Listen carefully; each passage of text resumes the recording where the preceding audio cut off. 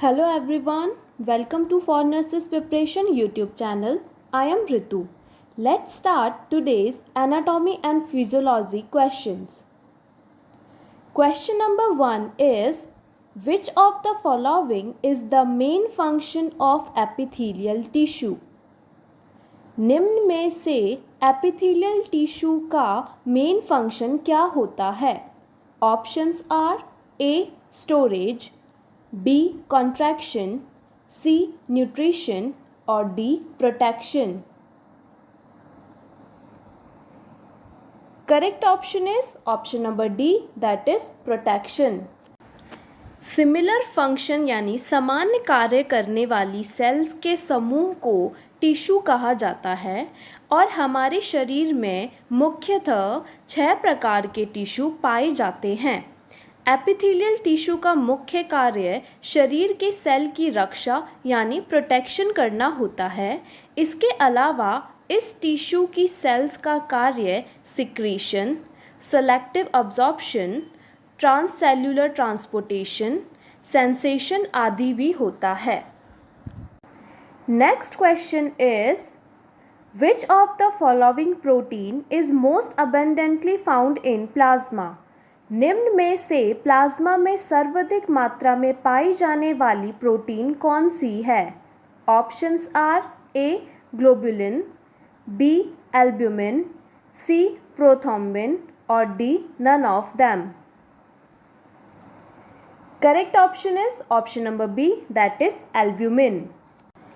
Plasma में albumin सबसे अधिक प्रति 100 ml प्लाज्मा में 4.5 ग्राम पाई जाने वाली प्रोटीन होती है. यह प्लाज्मा का ऑस्मोटिक प्रेशर सामान्य बनाए रखने के लिए कार्य करती है. इसके बाद प्लाज्मा में ग्लोबुलिन प्रोटीन जो कि 2.5 ग्राम पर 100 ml होती है. यह एंटीबॉडीज़ का निर्माण करती है व शरीर को इम्यूनिटी प्रदान करती है. Next question is, in our body, which of the following fluid found around the brain and spinal cord which work as a cushion? हमारे शरीर में ब्रेन व स्पाइनल कोड के चारों ओर पाए जाने वाला ऐसा कौन सा फ्लूइड है जो कि गद्दी या कुशन की तरह कार्य करता है? Options are A plasma, B bile, C both A and B और D CSF. Correct option is option number D, that is CSF. Brain व स्पाइनल कॉर्ड के चारों ओर पाया जाने वाला आवरण मेनिंजेस कहलाता है. इन मेनिंजेस व ब्रेन और स्पाइनल कॉर्ड के मध्य ही CSF पाया जाता है जो कि कुशन की तरह कार्य करता है. मतलब यह ब्रेन व स्पाइनल कॉर्ड की बाहरी आघातों से सुरक्षा करता है. सामान्यतः CSF की मात्रा व दाब को बनाए रखने में एरेक्नॉइड विलाई महत्वपूर्ण भूमिका अदा करती है. Next question is, which part of brain works as a relay centre? निम्न में से मस्तिष्क या ब्रेन का कौन सा भाग रिले सेंटर या प्रसारण केंद्र की तरह कार्य करता है? Options are A thalamus, B pons, C medulla oblongata और D cerebrum. Correct option is option number A, that is thalamus. त्वचा, अंतरंगों तथा विशेष संवेदी अंगों की संवेदनाएं सेरिब्रम के कॉर्टेक्स के संवेदी क्षेत्र में पहुंचने से पूर्व थैलेमस में पहुंचती है. फिर यहां से इनको पुनः प्रसारित करके सेरिब्रम के संवेदी क्षेत्र को भेजा जाता है. इसी कारण से थैलेमस को पुनः प्रसारण केंद्र और रिले स्टेशन कहा जाता है. Question number 5 is, what is the most common complication of MI? निम्नलिखित में से MI का सबसे मोस्ट कॉमन कॉम्प्लिकेशन कौन सा होता है? Options are A pericarditis, B arrhythmias, C heart failure और D cardiogenic shock. Correct option is option number B, that is arrhythmias. MI यानी मायोकार्डियल इन्फ्रैक्शन के दौरान मायोकार्डियम में ऑक्सीजन की सप्लाई पर्याप्त नहीं हो पाती है, जिसके उपरांत एरिथमियाज की कंडीशन उत्पन्न होने की संभावना काफ़ी बढ़ जाती है। इसके अलावा MI यानी मायोकार्डियल इन्फ्रैक्शन के हार्ट फेलियर व कार्डियोजेनिक शॉक दूसरा मोस्ट कॉमन कॉम्प्लिकेशन होता है। Next question is, if the thrombus is stuck in the lungs, which of the following term is related to this condition? Lungs में thrombus के अटकने को निम्न में से किस टर्म के द्वारा व्यक्त किया जाता है? Options are A pulmonary hypertension, B pulmonary embolism, C pneumothorax और D haemothorax. Correct option is option number B, that is pulmonary embolism. Lungs की मुख्य धमनी या इसके किसी भाग में किसी थ्रोम्बस के द्वारा होने वाली रुकावट को पल्मोनरी एम्बोलिज्म टर्म के द्वारा व्यक्त किया जाता है। इस कंडीशन में मरीज में मुख्यतः सांस लेने की कठिनाई, छाती में अचानक दर्द, घबराहट आदि फाइंडिंग्स देखने को मिलती है। ज़्यादातर मामले में इसके उपचार हेतु एंटीकोगुलेंट थेरेपी दी जाती है। सामान्यतः प्लूरल स्पेस में ब्लड के इकट्ठे होने को हीमोथोरैक्स और प्लूरल स्पेस में एयर के एबनॉर्मली कलेक्शन होने को ही न्यूमोथोरैक्स कहा जाता है। Next question is, which of the following bacteria is responsible for the gastric ulcer? Gastric ulcer के लिए निम्न में से कौन सा बैक्टीरिया जिम्मेदार होता है? Options are A E coli, B H pylori, C lactobacillus acidophilus और D streptococcus. Correct option is option number B, that is H pylori.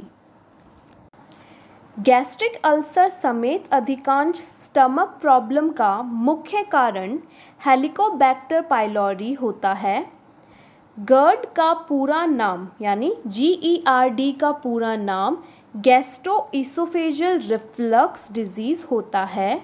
इसमें कार्डियक स्फिंक्टर सही कार्य नहीं करता है, जिससे स्टमक में कई बार भोजन ईसोफेगस में वापस यानी बैक फ्लो हो जाता है, जिससे मरीज हार्टबर्न की शिकायत करता है। इस कंडीशन को ही GERD यानी GERD कहा जाता है। Next question is, which of the following problem occurs if the stomach is removed from the surgery? यदि हमारे शरीर में स्टमक को सर्जरी के द्वारा हटा दिया जाए तो निम्न में से कौन सी प्रॉब्लम उत्पन्न हो जाएगी? Options are A pernicious anaemia, B protein indigestion, C fat indigestion और D gastric ulcer. Correct option is option number A, that is pernicious anaemia. Pernicious anaemia मुख्यतः प्रत्यक्ष रूप से विटामिन B12 की कमी के कारण होता है और अप्रत्यक्ष रूप से इंट्रिंसिक फैक्टर की कमी के कारण होता है, क्योंकि इंट्रिंसिक फैक्टर के द्वारा ही विटामिन B12 का अवशोषण होता है। यदि स्टमक को किसी भी कारण से सर्जरी के द्वारा हटा दिया जाता है तो पार्शियल सेल्स के द्वारा स्वर्तित होने वाला इंट्रिंसिक फैक्टर की कमी हो जाएगी, जिससे भोजन में उपस्थित विटामिन B12 का अवशोषण नहीं होगा और जिसके परिणाम स्वरूप मरीज में पर्नीशियस अनीमिया उत्पन्न हो जाएगा। Next question is, in our body excessive amino acid is converted into. हमारे शरीर में एक्सेसिव अमीनो एसिड को निम्न में से किस में परिवर्तित किया जाता है?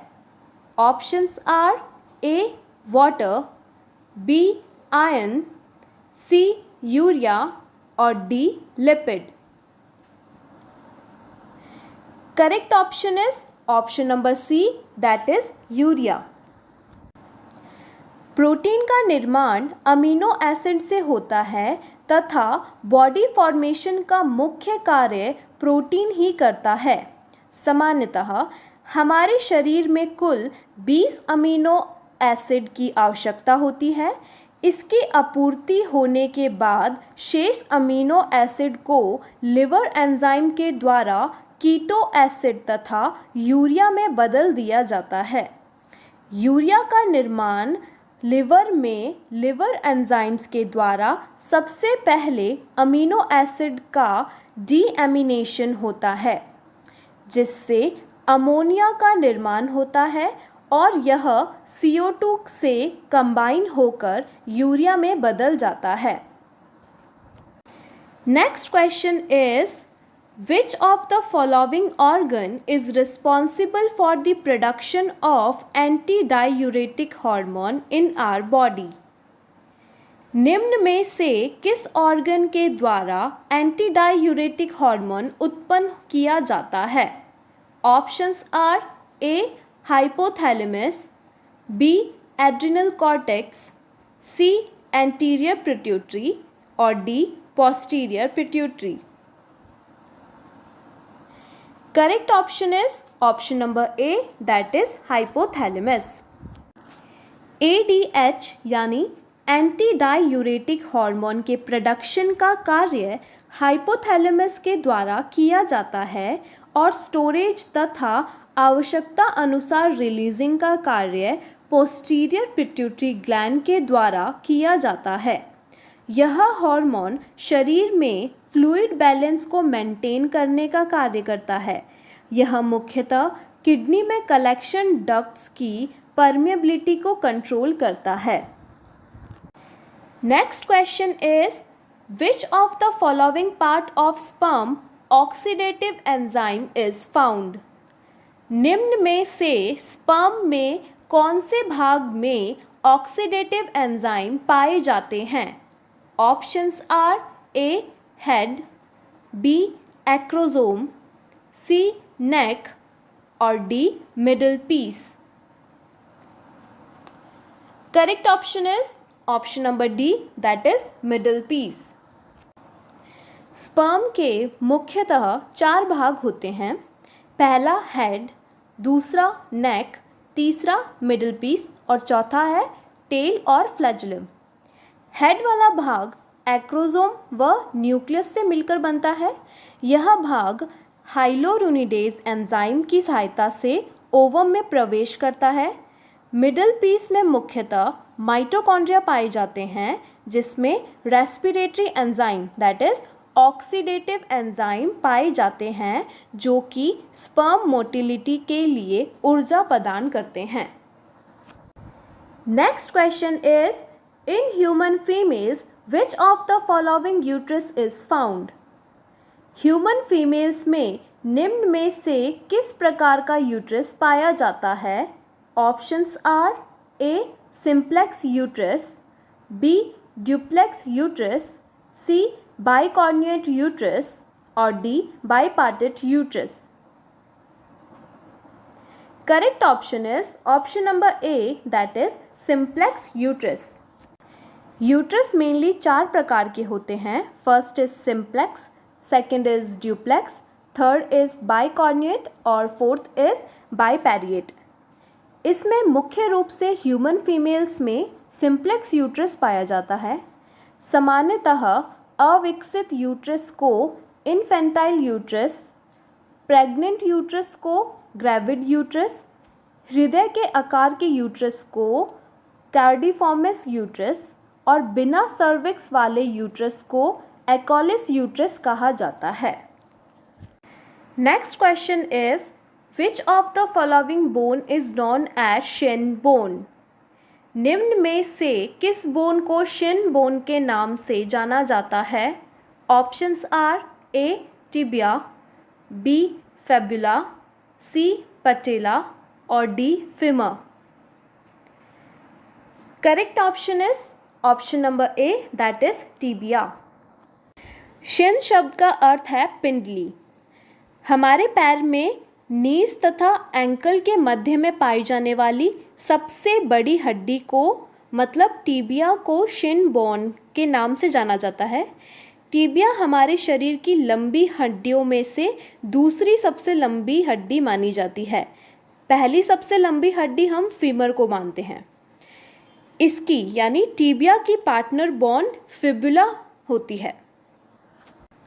Next question is slightly depressed surface of the bone is called। निम्न में से जोड़ यानी जॉइंट बनाने वाली सतह के गड्ढों को क्या कहा जाता है? Options are A spine, B process, C fossae और D crest. Correct option is option number C that is fossae. Bone के स्लाइटली डिप्रेस्ड सरफेस या सतह को फोसा या फॉसी कहा जाता है।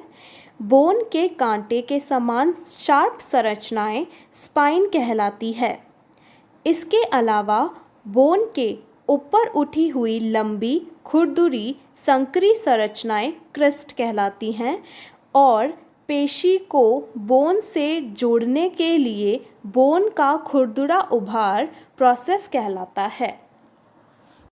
Next and the last question of this video is the term used to define hypersensitivity to touch। निम्न में से hypersensitivity to touch को किस टर्म द्वारा व्यक्त किया जाता है? Options are A hyperphobia, B hyperiresmias, C hypererythmias और D hyperglycaemia. Correct option is option number C that is hypererythrias. Hyperaesthesia का अर्थ किसी भी सेंस ऑर्गन की किसी स्टिमुलाई के प्रति सेंसिटिविटी का अबनॉर्मली बहुत ज़्यादा बढ़ जाना होता है।